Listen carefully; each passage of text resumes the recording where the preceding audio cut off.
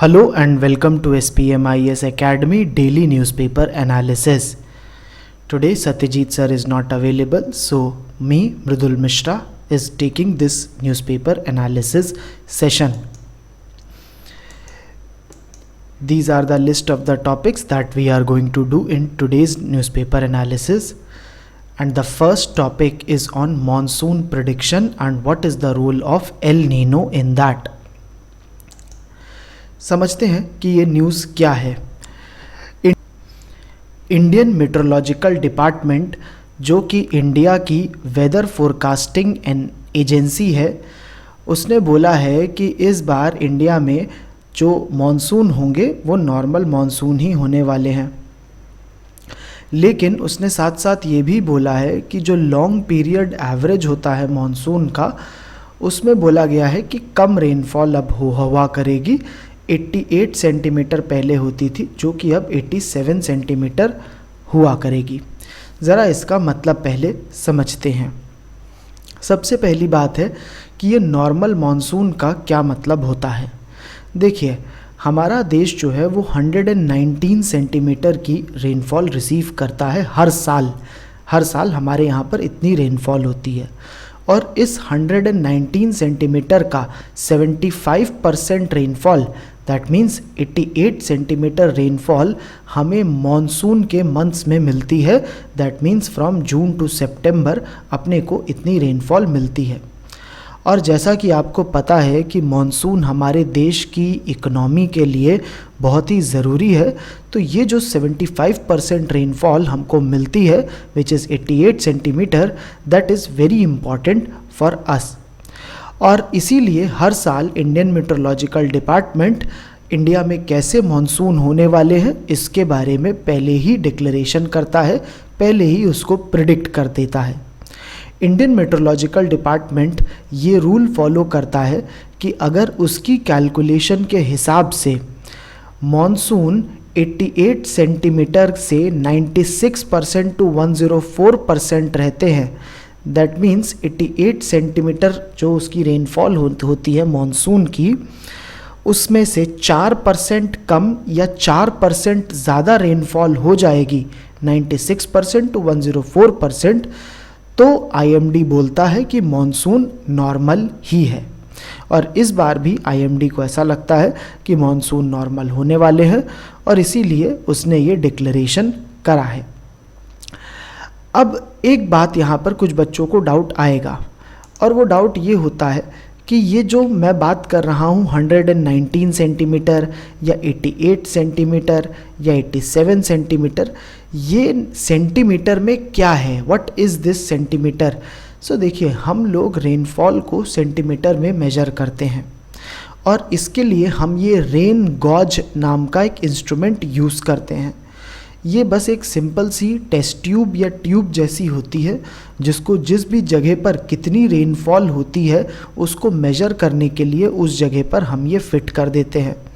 जब रेनफॉल होती है तो इसमें पानी भर जाता है और जितना पानी इसमें भरता है उसको हम बोलते हैं उस जगह की, उस टाइम की उतने सेंटीमीटर की रेनफॉल। अगर सपोज़ कोई एक जगह है जिसका एरिया 1 मीटर स्क्वायर है और वहाँ पर हमको किसी समय 1 सेंटीमीटर की रेनफॉल मिलती है, तो हम ये बोलेंगे कि इसका मतलब है उस 1 मीटर स्क्वायर वाले एरिया में 10 लीटर ओवरऑल पानी गिरा है। इस तरीके से हम इस बात का मतलब समझते हैं कि 1 सेंटीमीटर रेनफॉल क्या होती है। और अब आप समझ पाएंगे कि 88 सेंटीमीटर अगर हमको रेनफॉल मॉनसून के मंथ्स में मिलती है तो इसका क्या मतलब हो जाता है। नेक्स्ट हम लोग बात करते हैं यहाँ पर कि ये लॉन्ग पीरियड एवरेज क्या होता है। देखिए, आईएमडी ने बहुत सारे पिछले सालों का डेटा का एवरेज ले करके ये बात निकाली है कि मॉनसून के महीनों में 88 सेंटीमीटर हमें रेनफॉल मिलनी चाहिए, which is 75% of overall rainfall. और इसी को अब आईएमडी ने चेंज करके बोला है कि अब हमें 87 सेंटीमीटर की आगे से रेनफॉल मिलेगी। यही हमारा लॉन्ग पीरियड एवरेज है। साथ अब इस पूरी बात को, इस न्यूज़ को समझने के बाद में बस इससे रिलेटेड एक छोटी सी बात और समझ लेते हैं।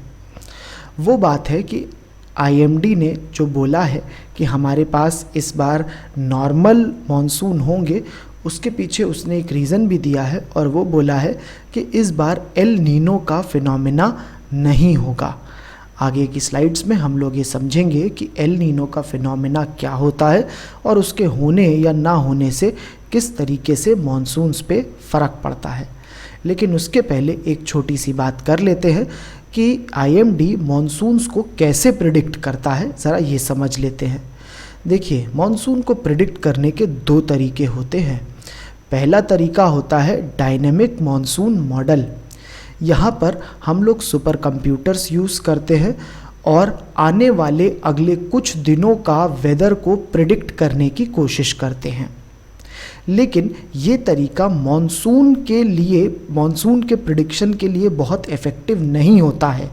हालांकि एक बार जब मॉनसून की रेनफॉल हो जाए तो अगले हफ्ते या अगले कुछ दिनों में किस तरीके की रेनफॉल होगी, ज़्यादा रेनफॉल, कम रेनफॉल, थंडर स्टॉर्म होगा या बिल्कुल नहीं होगा, उन सब के लिए डायनेमिक मॉनसून मॉडल बहुत यूज़फुल होता है। इस टाइम पर आईएमडी मॉनसून को प्रिडिक्ट करने के लिए स्टैटिस्टिकल मॉडल यूज़ करता है या जिसको एनसेम्बल मॉडल बोला जाता है। इसमें आईएमडी कुछ मेट्रोलॉजिकल वेरिएबल्स की वैल्यू को लेता है और उनके बेसिस पर मॉनसून कैसा होगा ये बात प्रिडिक्ट करता है। ये मेट्रोलॉजिकल वेरिएबल्स हो सकते हैं जैसे कि सी का सरफेस का टेम्परेचर कैसा है पैसिफिक में, नॉर्थ अटलांटिक में, या फिर प्रेशर कैसा है। इस टाइप के कुछ वैल्यूज़ को जो कि टेम्परेचर, प्रेशर से रिलेटेड है, उनकी वैल्यूज़ को लेकर के आईएमडी कुछ स्टैटिस्टिकल मॉडल डेवलप करता है, कुछ इक्वेशंस बनाता है और उन इक्वेशंस के बेसिस पर मॉनसून कैसे रहेंगे ये बात वो प्रिडिक्ट करने की कोशिश करता है। लेकिन ये जो स्टैटिस्टिकल मॉडल है इसमें भी हाल के कुछ सालों में प्रॉब्लम्स आई हैं और ये प्रॉब्लम्स दिखी हैं 2002 और 4 में, जब आईएमडी ठीक से मॉनसून नहीं प्रिडिक्ट कर पाया था। अब हम लोग आगे चलते हैं कि हमारे मॉनसून के प्रिडिक्शन में एल नीनो का क्या रोल होता है। एल नीनो के रोल को समझने के लिए हम इस वीडियो की हेल्प लेंगे और उसके थ्रू देखेंगे कि एल नीनो का क्या रोल होता है। देखिए, El Nino phenomena Pacific ocean का फिनोमेना है और एल नीनो फिनोमेना के साथ में कुछ और भी फिनोमेना जुड़ जाते हैं जिनको हम साथ में बोलते हैं एल नीनो सदर्न ऑसिलेशन। इस पैसिफिक ओशन के फिनोमेना को समझने के लिए एक बार ज़रा हम पैसिफिक ओशन को देख लेते हैं। आपको पता ही होगा पैसिफिक ओशन के ईस्ट में आता है साउथ अमेरिका और वेस्ट में आता है ऑस्ट्रेलिया। यहाँ पर हम लोग सदर्न पैसिफिक ओशन पर ध्यान देंगे। इस वीडियो में आप देख रहे हो कि इस सदर्न पैसिफिक ओशन में हम लोग एक पतली सी स्ट्रिप ऑफ ओशन ले रहे हैं। ये देखिए, आपके सामने ओशन के वाटर की एक स्ट्रिप सामने रख दी है और इस स्ट्रिप में आप नोटिस करेंगे कि यहाँ पर एक डेट लिखी हुई है। ये हिस्टोरिकल डेटा की डेट है जिसमें ये दिखाया गया है कि उस टाइम पर किस टाइप की कंडीशन थी, क्या वहाँ पर एल नीनो था। जब आपको वीडियो में आगे चलते हुए ये पॉइंटर एल नीनो की तरफ आता हुआ दिखे तो आपको ये समझना होगा कि उस टाइम पर, उस डेट पर एल नीनो ऑब्ज़र्व हो रहा था। और जब आपको ये पॉइंटर दूसरी तरफ, दैट मीन्स ला नीना की ओर दिखे, तब आपको मानना पड़ेगा कि एल नीनो की ऑपोजिट कंडीशन आपको ऑब्ज़र्व हुई थी उस दिन पर। जैसे जैसे वीडियो चलेगा मैं आपको बताता रहूँगा कि कब आपको एल नीनो पर ध्यान देना है और कब आपको ला नीना पर ध्यान देना है। चलिए देखते हैं कि किस तरह से पैसिफिक ओशन में चीज़ें होती हैं।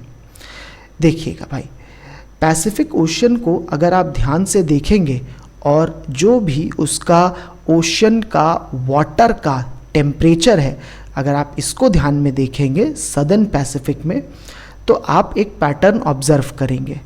पैटर्न ये कि ये जो ईस्टर्न साइड है इस सदर्न पैसिफिक की, इस ईस्टर्न साइड पर जो वाटर होता है वो रिलेटिवली कूलर होता है और वेस्टर्न साइड का जो वाटर होता है वो रिलेटिवली वार्मर होता है। यहाँ पर आप देख पाएंगे कि ये जो ब्लू कलर आपको दिख रहा है इस स्ट्रिप ऑफ ओशन वाटर में, ब्लू कलर का मतलब है कूल वाटर, और ये जो रेड कलर इंडिकेट है कर रहा है इसका मतलब है वार्म वाटर।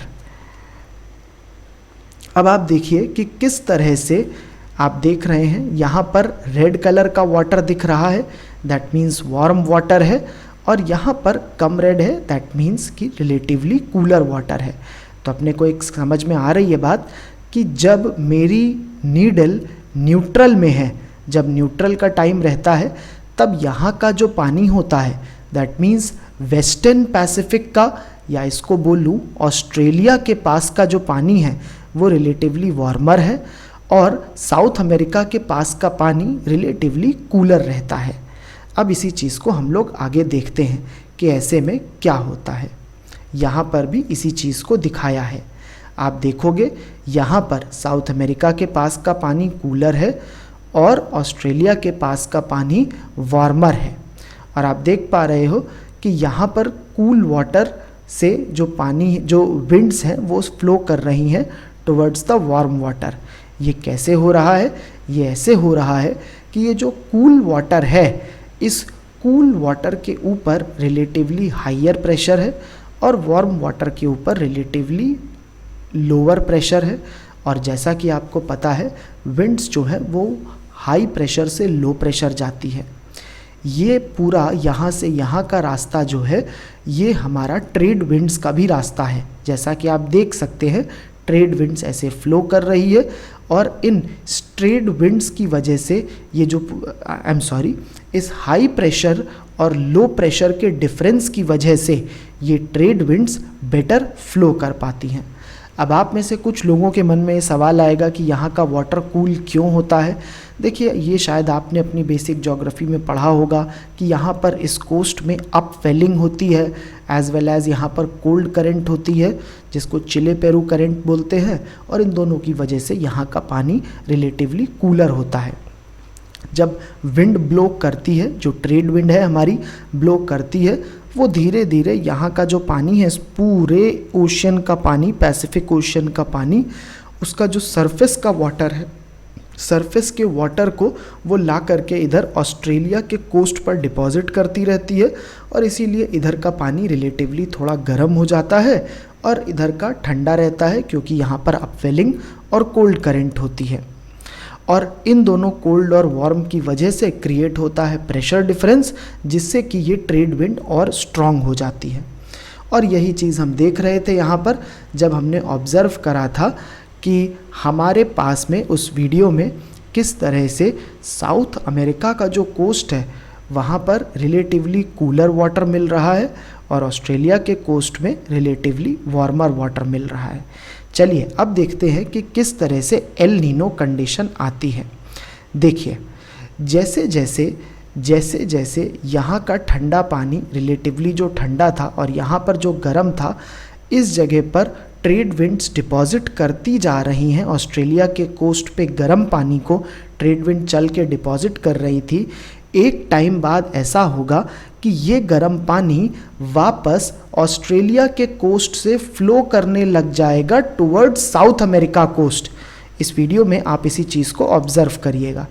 ये देखिए, जब तक पहले ये ट्रेड विंड्स इसको इधर, इस सारे गर्म पानी को, सरफेस के गर्म पानी को इधर डिपॉजिट करती जा रही थी, एक टाइम बाद वो और नहीं कर पाएंगी, क्योंकि गर्म पानी एक जगह पर इकट्ठा होने के बाद में वापस भी कहीं जाएगा, और एक जगह पर डिपॉजिट होता जा रहा है, उसके पास में एक ही रास्ता बचेगा, to go back towards the cool water. इस बात को समझिएगा कि यहाँ पर कूल वाटर अपवेलिंग से आ रहा है, ये नीचे का पानी है। अगर आपको अपवेलिंग के बारे में कम पता है तो आप YouTube में कमेंट सेक्शन में आप प्लीज़ बताइएगा, हम लोग इस अपवेलिंग टॉपिक को भी डिस्कस कर देंगे। पर जैसा मैं बता रहा था, जिन लोगों को पता है उनको शायद ये समझ में आ जाएगा कि अपवेलिंग में नीचे का ठंडा पानी ऊपर आ रहा है और जो ऊपर का सरफेस का गर्म पानी है उसको ट्रेड विंड्स यहाँ पर लाके डिपॉजिट करती जा रही हैं। पर एक टाइम बाद ये ट्रेड विंड्स डिपॉजिट नहीं कर पाएंगी और यही चीज़ हम ऑब्ज़र्व करते हैं कि इनिशियली तो यहाँ पर गर्म रहता है, बट उसके थोड़े टाइम बाद ये गर्म पानी वापस फ्लो करने लग जाता है, जैसा कि आप देख रहे हैं। अब यहाँ पर गर्म नहीं रहा, ये बीच में गर्म हो रहा है और यही गर्म पानी वापस ईस्ट में फ़्लो करने लग जाता है और ईस्ट में फ़्लो करते ही यहाँ पर जो ठंडी कंडीशंस थी साउथ अमेरिका के कोस्ट पर, उस ठंडे पानी को न्यूट्रलाइज कर रहा है। जैसा कि आप देख पा रहे हैं कि पहले यहाँ पर ये कोल्ड वाटर ऊपर तक था और यहाँ पर वार्म था, बट अब धीरे धीरे यहाँ का वार्म कम होके इधर तक स्प्रेड हो रहा है। ये कंडीशन एल नीनो की डेवलप है। जैसा आपने देखा 1997 ईयर में स्ट्रॉन्ग एल नीनो बन गई है। ये पूरा का पूरा सेंट्रल सदर्न पैसिफिक गर्म हो चुका है। यहाँ से यहाँ, that means from this point which is my coast of Australia, वहाँ से ले करके पूरा eastern side, that means coast of South America तक गर्म पानी सब जगह फैल चुका है। Now this warm water is no longer limited to the coast of Australia alone. This is a condition of El Nino, and as you can see in this diagram, this entire central Pacific has now been heated, which earlier was in neutral condition. It was that the western part of this Pacific was heated while the eastern part was cooler, and in the El Nino the opposite has happened. Now this El Nino condition is going to affect the monsoon. We will see later कि वो कैसे होता है। इसी चीज़ को आगे दिखाया गया है कि किस तरह से एल नीनो के रहते हुए कैसे कंडीशंस चेंज हुई, ये दिखाया गया। अब हम लोग आते हैं एक नए कॉन्सेप्ट पर। ये कॉन्सेप्ट होता है ला नीना का कॉन्सेप्ट। जैसे आपने एल नीनो में सीखा कि जो मेरा ईस्टर्न पैसिफिक था, दैट मीन्स साउथ अमेरिका का कोस्ट जो था, वो उस पर गर्म पानी आने लग गया था और ऑस्ट्रेलिया का जो कोस्ट था वहाँ पर ठंडा पानी हो रहा था। जितना गर्म होना चाहिए उतना नहीं था, दैट मीन्स ठंडा था। ये होता है एल नीनो।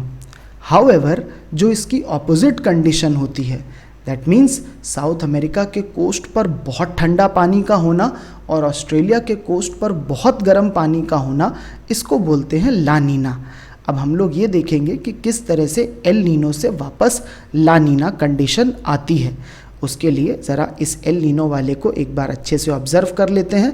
आप देख पा रहे हैं कि एल नीनो कंडीशन पर यहाँ का जो सरफेस का वाटर है, it is relatively warmer than usual eastern Pacific का एंड सेंट्रल पैसिफिक का, और ऑस्ट्रेलिया के ऊपर का पानी is relatively cooler than usual, that you are able to observe. Next अब हम लोग आते हैं एल नीनो से। नेक्स्ट हम लोग हमारा आ रहा है from El Nino to La Nina. But before that एक बार बस एक विंड्स का भी पैटर्न किस तरह से एल नीनो में होता है, this you are able to see in this diagram, कि जब एल नीनो कंडीशन आ जाती है तो यहाँ पर from Australia to South America we are seeing that the now there is a current flow from this part to this part, जो कि अभी हमने वीडियो में देखा था।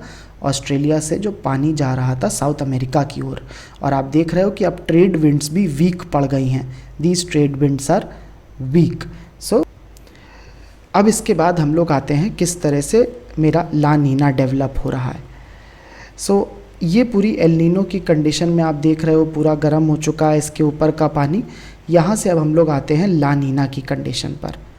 जैसा कि मैंने पहले ही बताया, ला नीना का मतलब है कि जो मेरा eastern Pacific, that means coast of South America है, उसके ऊपर का पानी ठंडा होना चाहिए, और वेस्टर्न पैसिफिक, दैट मीन्स मेरा जो ऑस्ट्रेलिया है, उसके ऊपर का पानी गर्म होना चाहिए। ये पैटर्न अपने को मिलने लगेगा और ये पैटर्न जितना इंटेंस होगा उतना ही ज़्यादा ला नीना होगी। चलिए इसको भी देख लेते हैं। अब इस डायग्राम में ऑब्ज़र्व करिए। आप क्लियरली देख रहे हैं कि यहाँ पर जो मेरा ईस्टर्न पैसिफिक है वहाँ पर हमें ब्लू ज़्यादा दिख रहा है और वेस्टर्न पैसिफिक में रेड ज़्यादा दिख रहा है। दैट मीन्स यहाँ का पानी ठंडा है और यहाँ का पानी गर्म है। ये अपने को पैटर्न दिख रहा है। This is the condition of La Nina. Let us quickly see इस ला नीना में किस टाइप का टेम्परेचर दिखेगा सी के सरफेस का।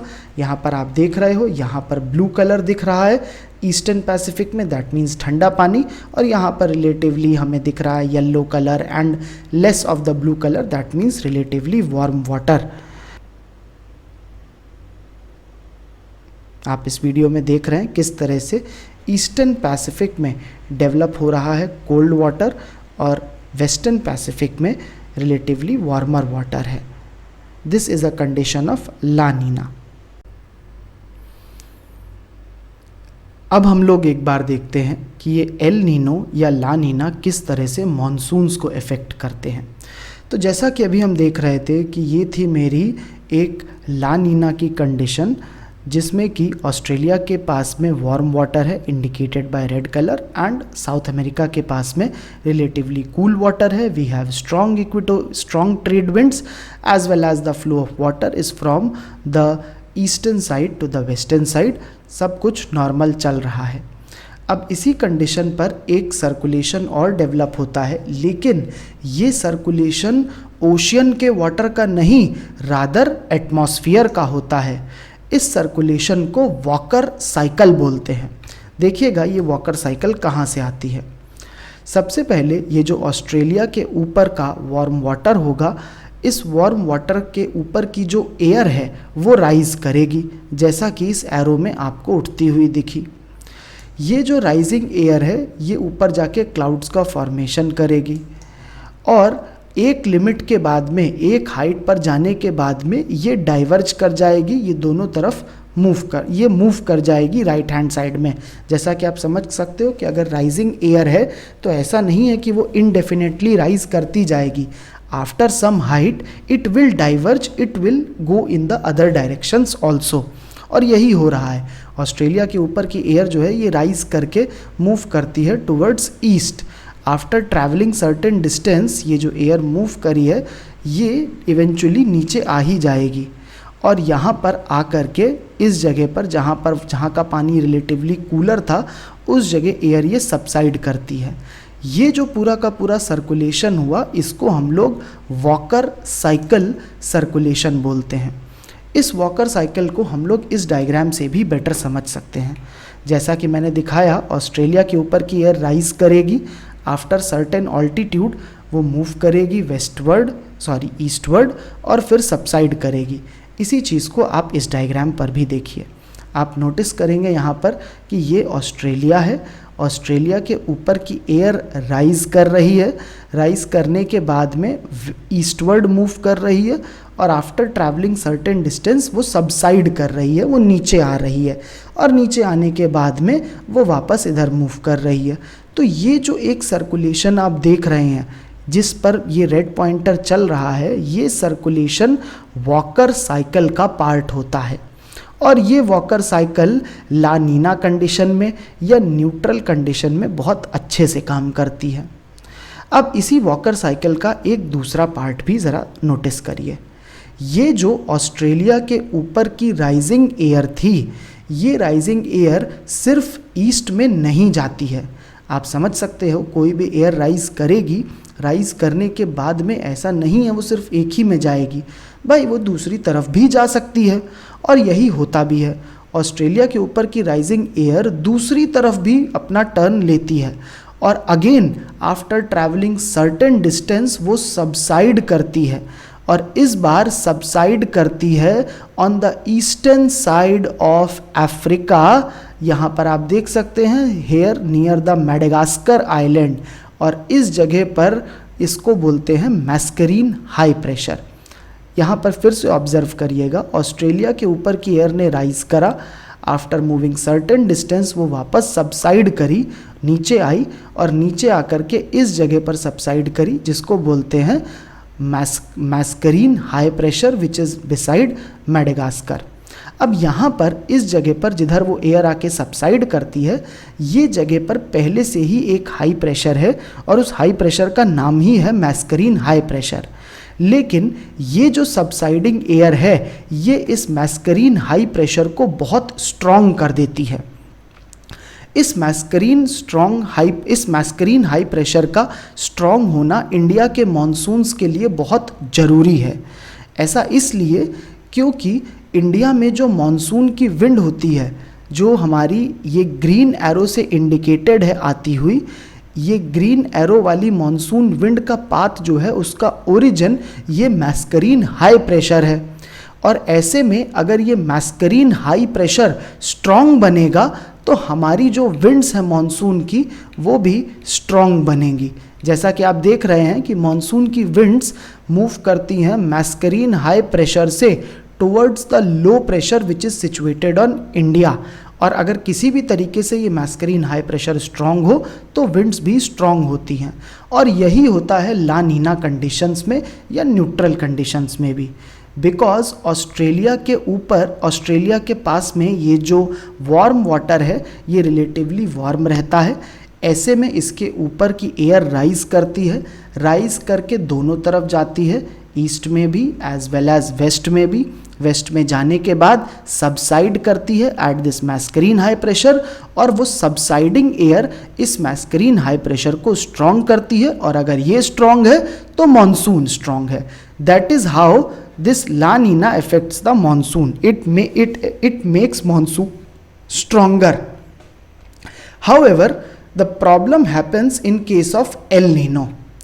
In the case of El Nino, the Walker cell circulation reverses, as you can see in this diagram.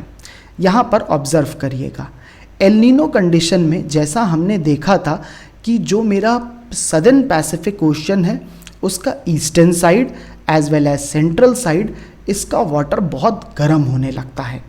और ऐसे में instead of air rising above Australia as seen in previous condition shown here, we observe that air starts rising from the central Pacific or the eastern Pacific।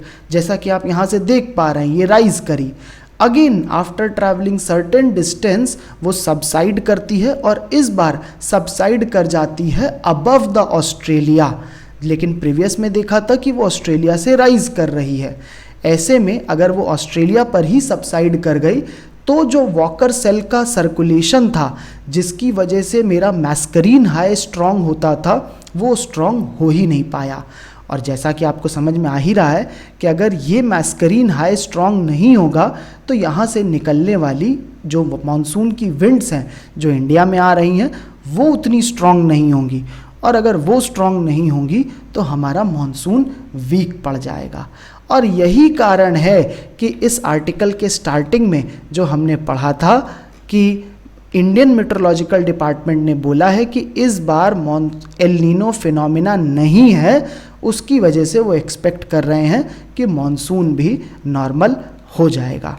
देखिए इस article को समझाने में बहुत मेहनत लगी है और बहुत कोशिश करके इसको समझाने की कोशिश करी गई है, बहुत एफर्ट लिया है। तो अगर इसके बाद भी अगर आपके कोई डाउट रह जा रहा है तो प्लीज़ आप लोग कमेंट सेक्शन में बताइएगा और उस डाउट को रिजॉल्व करने की कोशिश करी जाएगी। नेक्स्ट हम लोग अब आ जाते हैं नेक्स्ट टॉपिक पर and that is media trials.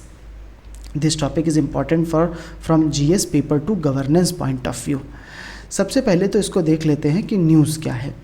देखिए ये एडिटोरियल आया है आसाम ट्रिब्यून में और उसमें बताया गया है कि जो मीडिया ट्रायल होता है दैट मीन्स हमारे टीवी चैनल जो अपनी डिबेट्स में किसी भी क्राइम को या क्रिमिनल को ले करके जजमेंट पास कर देते हैं अपनी डिबेट्स में without even waiting for the court to give their verdict, ये गलत है। और उसी को ही इस एडिटोरियल में पहले क्रिटिसाइज़ करा गया है। पहले एडिटोरियल में बोला है कि हमारी जो ब्रॉडकास्टिंग मीडिया है, दैट मीन्स टीवी मीडिया है, उसके साथ प्रॉब्लम क्या है। सबसे पहली बात है कि हमारे जो न्यूज़ चैनल हैं वो बहुत ज़्यादा कंपटीशन में हैं एक दूसरे के साथ में, जिससे कि उनको ज़्यादा से ज़्यादा टीआरपी मिल पाए, जिससे उनका एडवर्टाइजमेंट का रेवेन्यू जुड़ा होता है। जितनी ज़्यादा टीआरपी उतने ज़्यादा ऐड मिलते हैं। ऐसे में उनको बहुत ज़्यादा जब टीआरपी लेनी है, उनको बहुत कंपटीशन करना है, तो वो लोग इस बारे में सोचते ही नहीं हैं कि उनकी जो न्यूज़ वो दिखाते हैं क्या उससे किसी के भी सेंटिमेंट हर्ट हो रहे हैं या नहीं। वो बस अपनी न्यूज़ दिखाते हैं और वैसी न्यूज़ दिखाते हैं जिससे उनका फ़ायदा हो, सेंसेशनल चीज़ें हों, जिससे जनता बस देखे विदाउट इवन थिंकिंग कि क्या उससे कहीं किसी के सेंटिमेंट तो नहीं हर्ट हो रहे। इसी में बहुत बार टीवी न्यूज़ चैनल वाले लोगों की प्राइवेसी का भी ध्यान नहीं देखते। लोगों के घर में घुस करके हर जगह पर बस न्यूज़ लाने के लिए, सवाल पूछने के लिए आ जाते हैं। ये सब चीज़ें आपको सुशांत सिंह राजपूत केस में बहुत ईजिली दिखी थी। और बहुत बार ये टीवी चैनल सेंसेशनल केसेस उठाते हैं, जैसे बॉलीवुड के drug rackets and all that, such cases जिनमें सेंसेशनलिज्म हो rather than addressing the real problems. और इसीलिए सुप्रीम कोर्ट ने अभी हाल फिलहाल में ही ये बोला भी है कि कोई भी जो डिस्कशन टीवी चैनल करते हैं regarding any criminal case in the court, जो कोर्ट में चल रहा हो केस, दैट विल मीन कि वो लोग इंटरफेयर कर रहे हैं जस्टिस सिस्टम में, जुडिशियल सिस्टम में।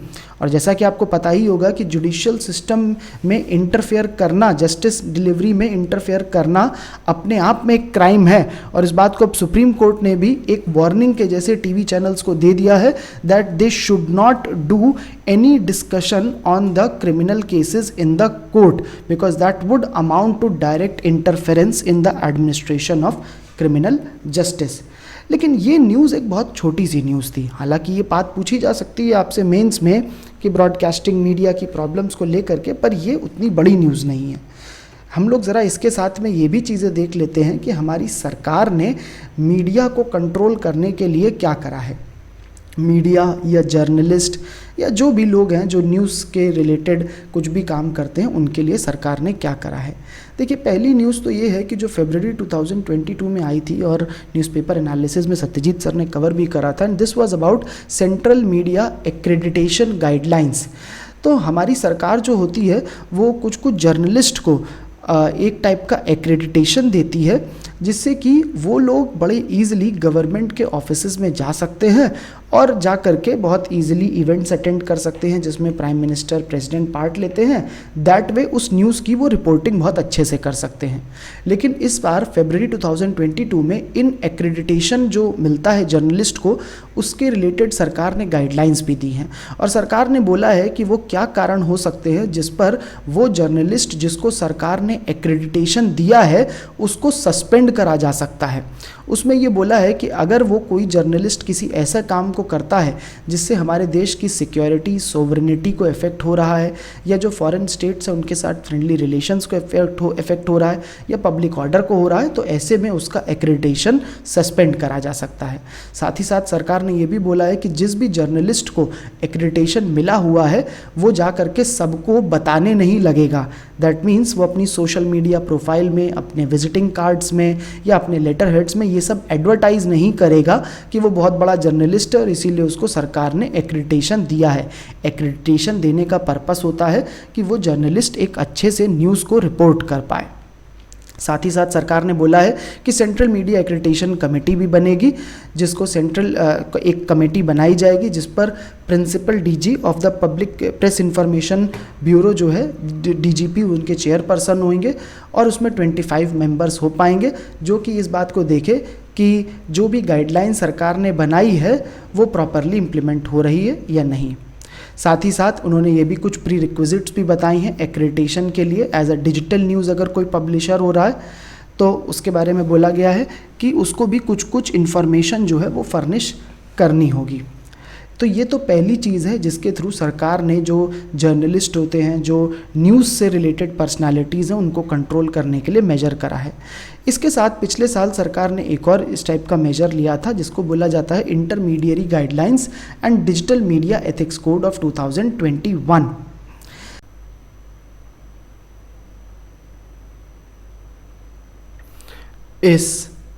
इस intermediary guidelines and digital media ethics code के through information and broadcasting ministry ने अपना कंट्रोल एक्सटेंड करा था उन पर्टिकुलर प्लेटफॉर्म्स के ऊपर जो कि इंटरनेट के थ्रू कंटेंट प्रोवाइड कर रहे थे, जैसे बहुत सारे डिजिटल न्यूज़ चैनल होते हैं या फिर जो OTT प्लेटफॉर्म्स होते हैं जैसे नेटफ्लिक्स, अमेज़ॉन प्राइम, उन पर अपना कंट्रोल करने के लिए उसने ये एथिक्स कोड बनाया था, जिससे कि ये इंफॉर्मेशन एंड ब्रॉडकास्टिंग मिनिस्ट्री अपना कंट्रोल उन पर बेटर रख पाए। इसमें कुछ गाइडलाइंस दी थी, बोला गया था कि इन सभी डिजिटल जो चैनल्स होते हैं या OTT प्लेटफॉर्म्स होते हैं उन सबको इंटरनल कंप्लेंट मैकेनिज़्म बनाना पड़ेगा, एक ग्रीवेंस ऑफिसर बनाना पड़ेगा, chief compliance officer, monthly reports देनी पड़ेंगी कि कितनी कंप्लेंट्स उनको मिली हैं और क्या एक्शन उन्होंने उस पर लिया है, और जो इंस्टेंट मैसेजिंग ऐप है उनको प्रोविज़न बनाना होएगा कि टू ट्रैक कि कौन है originator for the first message. तो ये सब अपनी गाइडलाइंस के थ्रू भी सरकार कोशिश कर रही है कि जो न्यूज़ प्लेटफॉर्म्स होते हैं वो प्रॉपर तरीके से न्यूज़ दिखाएं। ये सारी चीज़ें आप कोट कर सकते हैं and there is one practice question which is given, you can try to attempt this question as well as you can keep on adding the recent current affair while trying to answer this question. The next article is private 5G. This is important from GS paper 3 science and technology as well as from prelims perspective. सबसे पहली बात तो कि आपको पता ही होगा कि हमारे देश में 5G के ट्रायल्स भी स्टार्ट हो चुके हैं, 5G के बारे में बात हो ही रही है और हमें पता है कि 5G 4G से बहुत अच्छा हो जाएगा। तो सबसे पहली तो किस तरह से 5G बेटर है, तो इसके बारे में शायद आपको पहले से ही पता थोड़ा हो भी कि उसकी बैंडविड्थ बहुत अच्छी है, लेटेंसी कम हो जाती है, स्पीड अच्छी है। तो ज़्यादा बेटर तरीके से 5G आने के बाद में हमारा डेटा जो है वो अच्छा हो, हमारे जो data transfer that means communication है वो फास्टर हो जाएगा, हम ज़्यादा बेटर टेक्नोलॉजीज़ यूज़ कर पाएंगे। इन सब के बारे में आपको थोड़ा पहले ही पता होगा। मैं उस 5G वर्सेस 4G वाले डिस्कशन पर ज़्यादा नहीं जाना चाहता हूँ। This is given here. If you want to know more about 5G आप हमारा प्रीवियस वीडियो 5G पर रेफ़र कर सकते हैं। आज के इस टॉपिक पर हम लोग प्राइवेट 5G की बात करेंगे। देखिए, प्राइवेट 5G और 5G में थोड़ा सा डिफरेंस है। प्राइवेट 5G नेटवर्क हम लोग बात करते हैं उन ऑर्गेनाइजेशंस के लिए जहाँ पर इंटरनली जो उसके यूज़र हैं उसको हम 5G से कनेक्ट करेंगे। इसको इस तरह से समझिए कि अगर कोई एक बड़ी सी फैक्ट्री है या कोई बहुत बड़ा ऑफिस है या एयरपोर्ट है या फिर एक कोई सुपरमार्केट है, वहाँ पर एक ऐसा 5G नेटवर्क लगाना जिसमें से सिर्फ वहाँ पर जो लोग प्रेजेंट हो, जो रजिस्टर्ड उसके यूज़र हो, जो लोग प्रेजेंट हो, वही उस 5G नेटवर्क का यूज़ कर पाए, that is a private 5G network. इसका फ़ायदा ये रहेगा कि जब एक ही जगह पर बहुत सारे यूज़र्स होंगे तो वो लोग आपस में बहुत ईजिली कम्युनिकेट कर लेंगे। और जैसा कि आपको पता है कि 5G में इंटरनेट ऑफ थिंग्स आएगा जिसमें बहुत सारे डिवाइसेस भी आपस में कम्युनिकेट करेंगे, तो ऐसे में रियल टाइम इंफॉर्मेशन का जो फ्लो है बहुत ईजिली हो जाएगा बिटवीन द डिवाइसेस। इस टाइप के नेटवर्क को प्राइवेट 5G नेटवर्क बोलते हैं, जहाँ पर किसी भी जगह पर जो इंटरनल यूज़र्स हैं, जो उस जगह के हैं, वो लोग करते हैं उस 5G नेटवर्क का use, that is the private 5G। और ये कम्युनिकेशन वो आपस में एक दूसरे के साथ करने के लिए करते हैं, not with the outside world. So इसके लिए लिखा गया है कि it is non public use. अब ये न्यूज़ में इसलिए है कि अभी हाल फिलहाल में जर्मनी और फ्रांस ने प्राइवेट 5G के लाइसेंसेस देने शुरू कर दिए हैं। इंडिया ने भी, जो ट्राई है telecom regulatory authority of India, उसने भी रिकमेंडेशन दी है कि प्राइवेट 5G को इंडिया में इम्प्लीमेंट करा जा सकता है। लेकिन जो इंडिया की टेलीकॉम कंपनीज़ हैं जैसे जियो, एयरटेल, उन्होंने सरकार को रिक्वेस्ट करी है कि नहीं, प्राइवेट 5G को किसी अलग तरीके का सपोर्ट या फेवर नहीं देना चाहिए, क्योंकि आप समझ ही सकते हैं कि ये जो कंपनीज़ हैं एयरटेल, जियो, ये लोग 5G अपना लाएंगी ही लाएंगी। और ऐसे में अगर प्राइवेट लेवल पर 5G चलेगा जहाँ पर आपस में कुछ लोग इंटरेक्ट करेंगे थ्रू 5G आपस में, तो कहीं ना कहीं उनका जो 5G है जो वो पब्लिक के लिए निकालेंगे उसका लॉस होगा। इसको आप इस तरह से समझो कि अगर किसी एक एयरपोर्ट में 1000 लोग हैं और वो 1000 लोग आपस में ही अगर उनको किसी को कॉल करना है या कुछ करना है कुछ बातचीत करनी है, डेटा शेयरिंग करनी है, वो अगर सिर्फ उस जगह के प्राइवेट 5G का यूज़ करेंगे तो उससे वहाँ पर जो नेटवर्क प्रोवाइड कर रही है बाहर की कंपनी, उसका लॉस होगा। एयरपोर्ट से बेटर रहेगा अगर हम लोग किसी ऑफिस के इस पर्सपेक्टिव में इस बात को समझें। आपको पता है ऑफिसेज़ में बहुत कॉमन होता है एक दूसरे को फ़ोन करना, तुरंत बात करना किसी भी चीज़ के लिए। अभी जनरली ऑफिसेज़ में आपको बात करते हैं तो आप अपना मोबाइल फ़ोन निकालते हैं और आप डायरेक्टली कॉल करते हैं। आपके पास जियो या एयरटेल का सिम होगा, ऐसे में थोड़ा पैसा जियो और एयरटेल भी कमाने को मिलता है। लेकिन अगर कोई एक ऐसा ऑफिस जिसमें 2000-3000 लोग काम कर रहे हैं तो वो लोग ये सोचेंगे कि हम लोग इंटरनली एक 5G का नेटवर्क बना लें, जिसमें अगर कॉल करनी हो मेरे किसी एक एम्प्लॉय को दूसरे को तो वो जियो या एयरटेल के थ्रू क्यों करे, वो हमारे प्राइवेट 5G पे कर ले। ऐसे में थोड़े पैसे भी बच जाएंगे और यही इंटेंशन है प्राइवेट 5G बनाने का। पर बिकॉज इससे टेलीकॉम कंपनीज़ का लॉस हो जाएगा और इसीलिए टेलीकॉम कंपनीज़ चाहती नहीं है 5G का होना। लेकिन जो बाकी दूसरी कंपनीज़ हैं, बड़ी बड़ी कंपनीज जैसे अमेज़ॉन, गूगल, फेसबुक, उन्होंने सरकार को बोला है कि प्राइवेट 5G को अलाउ करा जाना चाहिए and this is the news. इस पर आपसे प्रीलिम्स के रिस्पेक्ट में एक सवाल आ सकता है कि identify which of the following is a correct definition of private 5G। इस टाइप के सवालों के लिए आप रेडी रहिए। The next article is on the Assamese Muslims, और ये आर्टिकल जो है ये आसाम ट्रिब्यून में भी आया है, इंडियन एक्सप्रेस में भी आया है और इस पर आसाम ट्रिब्यून में पहले भी एक आर्टिकल आ चुका है। इस आर्टिकल को मैंने दोनों जगह से इसलिए दिया है बिकॉज दोनों ही जगह पर, आसाम ट्रिब्यून में और इंडियन एक्सप्रेस में, असमीज़ मुस्लिम्स पर न्यूज़ तो आई है पर वो न्यूज़ में क्या बात बोली गई है वो दोनों में ही थोड़ा सा डिफरेंस है। तो यहाँ पर उन दोनों ही बातों को कंबाइन करके मैंने प्रेजेंट करा है। सबसे पहले बात करते हैं कि जो हमारा आसाम ट्रिब्यून का जो एडिटोरियल है वो क्या बोलता है, ज़रा उसके बारे में समझते हैं। तो एडिटोरियल में बोला जाता है कि असमीज़ मुस्लिम जो हैं वो अराउंड 4%, जो स्टेट की मुस्लिम की पॉपुलेशन है उसका 4% असमीज़ मुस्लिम्स होते हैं, जबकि ओवरऑल मुस्लिम्स की बात करें तो वो 34% है स्टेट की पॉपुलेशन का, as per this article. Next ये आर्टिकल बोलता है, जो ऑथर है वो बोलते हैं कि असमीज़ मुस्लिम्स जो होते हैं वो पूरी तरीके से आसाम के कल्चर और लाइफस्टाइल में एसिमिलेट हो गए हैं, पूरा वही आसाम का कल्चर और लाइफस्टाइल मानते हैं। एडिटोरियल में ऑथर बोलता है कि जो दूसरे टाइप के मुस्लिम्स हैं, दैट मीन्स जो कि नॉन असमीज़ मुस्लिम्स हैं, ये non Assamese Muslims actually Bangladesh origin के बंगाली स्पीकिंग मुस्लिम्स होते हैं, लेकिन ये बहुत ज़्यादा है compare to the original Assamese Muslims which are only 4% of overall Muslim, तो Muslim population, that means 96% Muslim population is non Assamese Muslims जो कि बांग्लादेश ओरिजिन के बंगाली स्पीकिंग हैं, लेकिन बस 4% हैं जो कि असमीज़ मुस्लिम्स हैं। इवन दो ये जो बांग्लादेश ओरिजिन के बंगाली मुस्लिम्स जिनको नॉन असमीज़ मुस्लिम्स बोला गया है, इन्होंने भी असमीज़ को अपनी फ़र्स्ट लैंग्वेज चूज़ कर लिया है क्योंकि इन सबकी एजुकेशन असमीज़ में ही हुई है, लेकिन अभी भी इनका जो कल्चर है वो असमीज़ कल्चर और लाइफस्टाइल से अलग है। लेकिन जो असमीज़ मुस्लिम्स हैं उनका बिल्कुल मैच कर जाता है, असमीज़ कल्चर और लाइफस्टाइल मैच करता है। फिर ऑथर बोलते हैं कि गवर्नमेंट असमीज़ मुस्लिम्स के लिए कुछ काम करना चाहती है, उनके अपलिफ्टमेंट के लिए करना चाहती है, ये बहुत ही अच्छी बात है, लेकिन असमीज़ मुस्लिम और असमीज़ हिंदू को डिफ्रेंशिएट करना इम्पॉसिबल है except on the basis of their religion.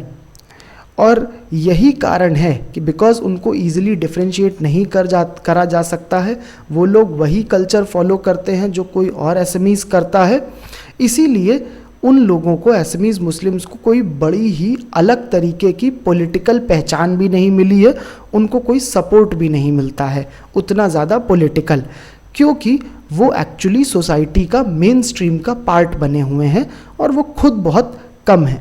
इसको इस तरह से समझिए कि अगर सोसाइटी में 100 लोग हैं और वो 100 में से 60 लोग एक जैसे हैं, तो इवन दो 60 लोग पावर एंजॉय करेंगे, बट एटलीस्ट जो बाकी 40 है जो 60 के जैसे नहीं है, वो फिर भी एक पॉलिटिकल इन्फ्लुएंस कर पाएंगे। ऐसा ही कुछ इस ऑथर ने बोला है कि जो असमीज़ मुस्लिम्स हैं वो बिल्कुल ही असमीज़ सोसाइटी के साथ, असमीज़ कल्चर के साथ मिल चुके हैं, इसलिए वो कोई अलग से पॉलिटिकल पावर एंजॉय नहीं कर पाते क्योंकि वो कम है और वो मेन स्ट्रीम का ही पार्ट बन गए हैं। अब इसके बाद इस एडिटोरियल में क्या है उसको समझने के लिए ज़रा कुछ और बातें हम लोग जानते हैं। सबसे पहली बात हम जानते हैं कि करंट न्यूज़ क्या है। ज़रा इस न्यूज़ को समझते हैं, फिर समझेंगे कि एडिटोरियल बोल क्या रहा है। भाई न्यूज़ ये है कि गवर्नमेंट ने एक पैनल अपॉइंट करा था असमीज़ मुस्लिम्स के अपलिफ्टमेंट के लिए, और उस पैनल ने अपनी रिकमेंडेशन में बोला है कि जो असमीज़ मुस्लिम्स हैं उनको आइडेंटिटी कार्ड या सर्टिफिकेशन इशू कराया जाना चाहिए टू इस्टेब्लिश द फैक्ट कि वो जेन्युइन असमीज़ मुस्लिम है, that means they are part of that 4%, तो उसके लिए उनको आइडेंटिटी कार्ड मिलना चाहिए। दूसरी बात उस पैनल ने बोली है कि सरकार को एक नोटिफिकेशन निकालना चाहिए जिसमें बोलना चाहिए कि असमीज़ मुस्लिम एक डिस्टिंक्ट ग्रुप है। और तीसरी बात बोली है कि असमीज़ मुस्लिम्स का हेल्थ और एजुकेशन इम्प्रूव करने के लिए सरकार को कुछ सजेशंस भी दिए गए हैं। अब आ जाते हैं वापस उस बात पर जो कि ऑथर बोल रहा था इस एडिटोरियल में। ऑथर एक्चुअली बोल रहे हैं, उनका इंडिकेशन है टुवर्ड्स द फर्स्ट रिकमेंडेशन, और जहाँ पर बोला गया था कि असमीज़ मुस्लिम्स को आइडेंटिटी कार्ड मिलना चाहिए या सर्टिफिकेशन मिलना चाहिए। ऑथर इसको बोल रहे हैं कि जिस तरह से सरकार असमीज़ मुस्लिम्स को आइडेंटिफाई कर करके उनका अपलिफ्टमेंट के लिए काम करना चाह रही है, तो कहीं ना कहीं सरकार इनएडवर्टेंटली उन असमीज़ मुस्लिम्स को डिफ्रेंशिएट करे दे रही है बाकी असमीज़ सोसाइटी से। जैसा कि अभी बोला कि असमीज़ मुस्लिम्स पूरी तरीके से असमीज़ सोसाइटी का ही पार्ट बन चुके हैं, वो अलग ही नहीं है, इसीलिए उनका कोई अपना पॉलिटिकल इन्फ्लुएंस भी नहीं है और बहुत कम है। लेकिन सरकार अगर उनको इस तरह से आइडेंटिटी कार्ड देना या सर्टिफाई करना, इस तरीके से उनकी आइडेंटिटी पर बहुत ज़्यादा फोकस करेगी, तो उनको वो उस मेन स्ट्रीम, हमारी जो पूरी मेन स्ट्रीम असमीज़ सोसाइटी है, उनसे अलग कर देगी। कहीं ना कहीं ये भाव आएगा कि वो लोग अलग हैं, लेकिन वो तो वैसे ही उस पूरे असम के कल्चर में पूरा ढल गए हैं, तो क्यों उनको अलग करा जाए। और इसीलिए बोला है कि दिस इज़ नॉट गुड, उनको डिफ्रेंशिएट करना अच्छी बात नहीं है। इससे अच्छा है कि वो हमारी सोसाइटी का पार्ट बने हैं, वो वैसे ही उनको रखना चाहिए। इसी बात पर एडिटोरियल में बोला गया है। और उसके बाद एक और सजेशन एडिटर ने दिया है सरकार को, बोला है कि सरकार को इससे अच्छा ये रहना चाहिए कि वो जो बांग्लादेश ओरिजिन के इमिग्रेंट मुस्लिम हैं उनमें बहुत ज़्यादा बैकवर्डनेस है, जो कि चार चापोरी में जनरली रहते हैं, इनके लिए थोड़ा बेटरमेंट को सरकार को करना चाहिए। और इसलिए भी करा जाना ज़रूरी है क्योंकि इनमें पॉपुलेशन का ग्रोथ रेट बहुत ज़्यादा है, ऐसा एडिटर ने बोला है। तो इनके लिए बैकवर्डनेस इनकी एड्रेस करने के लिए सरकार को कुछ करना चाहिए। अब यहाँ पर एक छोटी सी बात है चार चापोरी वाली, ज़रा इस बात को देख लेते हैं, बट बिफोर दैट एक बार मैं समराइज़ कर दे रहा हूँ। बात सिंपल है, असमीज़ मुस्लिम्स जो हैं वो कम हैं, उनका कल्चर मेन स्ट्रीम असमीज़ के साथ है। अगर उनको ज़रूरत से ज़्यादा आइडेंटिफाई करके हम लोग उनको आईडी कार्ड और ये सब देंगे, तो कहीं ना कहीं हम उनको अलग कर रहे हैं मेन स्ट्रीम सोसाइटी के साथ। और जब अलग करा जाता है तभी सोसाइटी हमारी एक जैसी नहीं रहेगी। अगर हम सोसाइटी में ही डिफरेंस करेंगे, अगर हम लोगों के बीच में बंटवारा करेंगे, लोगों को अलग अलग करेंगे, तो हमारी सोसाइटी कभी भी प्रॉपरली यूनाइट नहीं हो पाएगी। इसीलिए असमीज़ मुस्लिम से ज़्यादा ये ज़रूरी है कि जो बांग्लादेशी ओरिजिन के इमिग्रेंट मुस्लिम हैं उनके बैकवर्डनेस के लिए सरकार को काम करना चाहिए, क्योंकि उनकी पॉपुलेशन भी बहुत तेज़ी से बढ़ रही है बिकॉज वो बैकवर्ड हैं। और अगर उनके लिए करेगी तो किसी भी तरीके का जो फंडामेंटलिज्म होता है वो राइज नहीं होगा। Now coming on to the ज़रा चार चापोरी वाली बात क्या होती है, इस चीज़ को पहले भी सत्यजीत सर ने कवर करा है। चार चापोरी क्या होते हैं? सो चार चापोरी आइलैंड्स होते हैं रिवर बैंक्स के किनारे, और चार जो होते हैं वो इस टाइप के कुछ फ्लोटिंग आइलैंड है। फ्लोटिंग आइलैंड का मतलब है सैंड के डिपॉजिट होने से बनने वाले, फ्लड सीजन में कहीं पर बने फिर बाद में कहीं बने। और चापोरी जो होते हैं वो किनारे वाले ऐसे होते हैं, low line flood prone river banks होते हैं, वो बैंक्स जहाँ पर फ्लड आती रहती है। अभी ये जो चार चापोरी में जनरली बंगाली ओरिजिन मुस्लिम्स यहाँ पर प्राइमरली रहते हैं, लेकिन और भी कम्युनिटीज़ यहाँ पर रहती हैं, जैसे मिसिंग, देवरी, कचारी, नेपाली, ये सब लोग भी रहते ही रहते हैं। और 80% ऑफ द चार population is below poverty line. आप समझ ही सकते हैं, चार स्टेबल नहीं रहते, चार अपने किसी जगह पर कभी बना फिर हट गया, चापोरी में भी फ्लड्स आती रहती है, ऐसे में एग्रीकल्चर अच्छा हो नहीं पाता है, रिसोर्सेज नहीं रहते हैं और इसी वजह से ये बिलो पॉवर्टी लाइन है। और इन्हीं के बारे में बोला जा रहा है कि यहाँ पर जो रहने वाले बंगाली ओरिजिन के मुस्लिम्स हैं उनकी बैकवर्डनेस के लिए भी सरकार को सोचना चाहिए। अब यहाँ पर जब इतनी बातें करी हैं तो ज़रा हम लोग एक बार समझ लेते हैं असमीज़ मुस्लिम्स के बारे में। देखिए, हम लोग असमीज़ मुस्लिम्स के बारे में एक बार ये समझिएगा कि असमीज़ मुस्लिम्स को कुछ कुछ कैटेगरीज़ में या कुछ क्लासेस में डिवाइड करा हुआ है, कुछ टाइप्स उनके क्लासिफिकेशन करे हुए हैं। ये जो सोर्स है कि ये क्लासिफिकेशन कहाँ से आया है, इस पर बहुत सारी बुक्स में अलग अलग डेटा दिया हुआ है। मैंने अपना सोर्स यूज़ करा है इंडियन एक्सप्रेस में आए हुए इस आर्टिकल के साथ में, जो अराउंड 2 महीने पहले आया था। इसमें ये क्लासिफिकेशन दिया हुआ है after talking to multiple professors, और आप इस आर्टिकल को रेफ़र कर सकते हैं, इसकी लिंक यहाँ पर दी हुई है। असमीज़ मुस्लिम्स को प्राइमरली 3 कैटेगरी में डिवाइड करा जाता है, गोरिया, मोरिया, देशी। इसमें से गोरिया और मोरिया अपर आसाम के होते हैं और देशी लोअर आसाम के होते हैं। गोरिया जो होते हैं इनको बोला जाता है कि जब अहोम किंग्स 13th सेंचुरी में थे, उस टाइम पर बहुत बार जो वॉर्स होते थे दूसरे किंगडम्स के साथ में, उसमें जो मुस्लिम्स होते थे अगर वो कैप्चर कर लिए गए तो कैप्चर करने के बाद बहुत बार वो मुस्लिम्स यहीं पर ही आसाम में रीसेटल कर जाते थे और रीसेटल करने के बाद में वो असमीज़ कल्चर पूरा अडॉप्ट कर लेते थे। ऐसे जो मुस्लिम्स आए हैं आसाम में, जो कि बाहर की दूसरे की आर्मी के थ्रू आए हैं, these were called as Goria. Edward Gait की जो बुक होती है आसाम हिस्ट्री की, उसमें बोला गया है कि ऐसे मुस्लिम्स को बोला गया है कि they were from Gaur which was the ancient Mohammedan capital of Bengal. Mohammedan capital of Bengal Gaur, वहाँ से बोलते हैं, एडवर्ड गेट थे। नेक्स्ट आ जाते हैं मोरिया। मोरिया के बारे में बोला जाता है कि ये वो मुस्लिम्स होते हैं जो कि क्राफ्ट वर्क में बहुत अच्छे होते हैं, स्पेशली बेल मेटल जो होता है उसमें क्राफ्ट में बहुत अच्छे होते हैं। इन्हीं के एक टाइप में गोरिया और मोरिया के साथ में एक और सब टाइप होती है जिनको जुल्हा मुस्लिम बोला जाता है। जुल्हा मुस्लिम भी अपर आसाम के ही मुस्लिम होते हैं, इनको भी असमीज़ मुस्लिम कैटेगरी में डाला जाता है। और इनके ओरिजिन के बारे में बोला जाता है कि ये वो मुस्लिम थे जो यूपी और बिहार से आए थे जब ब्रिटिश ने रेलवे लाइन आसाम में डाली थी। थर्ड होते हैं देशी कैटेगरी के मुस्लिम, जो कि लोअर आसाम के होते हैं। ये इनके बारे में बोला जाता है कि ये कन्वर्ट होते हैं, कोच राजवंशी जो कम्युनिटी थी उसके कन्वर्ट होते हैं। इनकी अपनी लैंग्वेज भी होती है, देशी लैंग्वेज, जो कि सिमिलर होती है Koch Rajvanshi.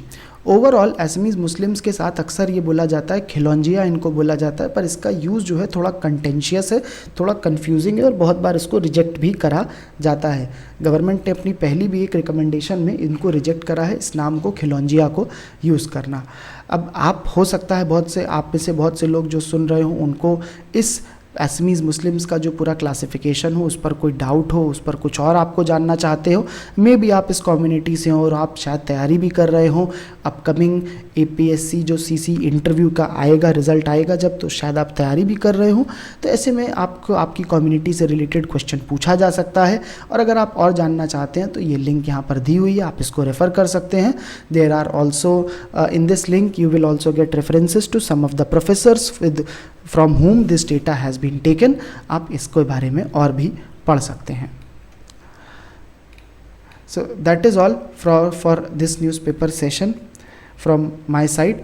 Thank you everyone.